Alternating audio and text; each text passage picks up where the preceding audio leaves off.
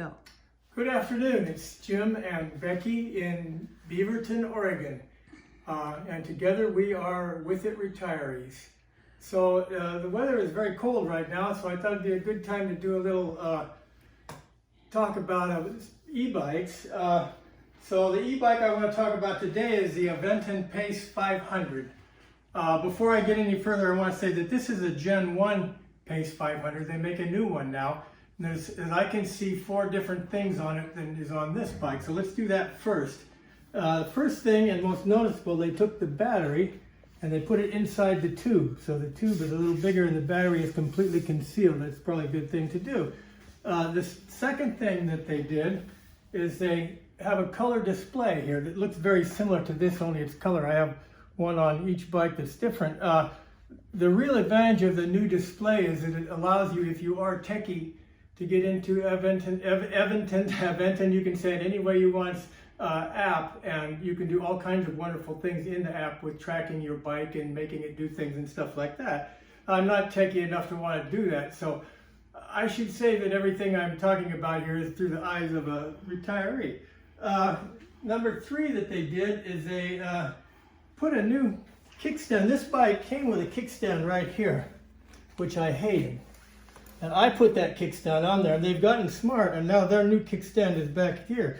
The reason that makes a difference is if you want to back it in with the kickstand down in a line of bikes, you can't go backwards with the kickstand down on the one they had. But you don't have to worry about that because the one you would buy won't have that anymore. The other thing that they did, which you will notice, is they have integrated lights. They have a headlight in the front, and they have brake lights that fit in this tube here on either side, which is kind of a good deal. That's different. Other than that, this bike is identical. So let's talk a little bit about the bike itself. I like this bike a lot. I have several hundred miles on this bike in all different kinds of stuff I shouldn't have it in, and easy stuff. And in all, I think this is a great bike. What you first notice about this bike is it looks a lot like a regular bicycle. It's got handlebars like a regular bike seat here, and of course there's no crossbar here. So when you get on this bike, you just step on. Bingo. Nothing could be simpler.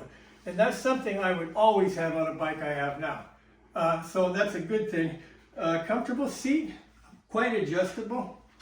Let's go over the important features when you're going down the road.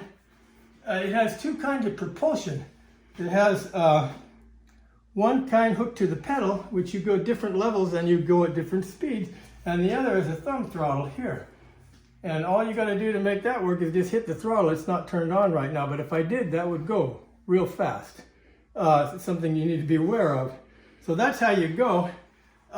It has 8 speeds, which is quite a few for a bike like this, which means even at reasonably high speed, you won't outrun your gears. So you can still pedal on this bike when you're doing maybe 22 miles an hour. Handlebars, very similar to a normal bicycle. It has hydraulic disc brakes. You can stop really, really fast on this bike. Always on this or any bike like this, both brakes at the same time. If you hit one without the other, you're asking for big trouble. But this bike will really stop fast. It's almost scary. But that's something you want on a bicycle. It comes in very, very handy. We have added a rear rack, and fenders to this bike. I wouldn't probably get one without it, although if you don't care if you get wet and you don't really want to carry anything, which is a whole other issue, you don't need that. That's an add-on. It'll be an add-on on the Gen 2 bike too.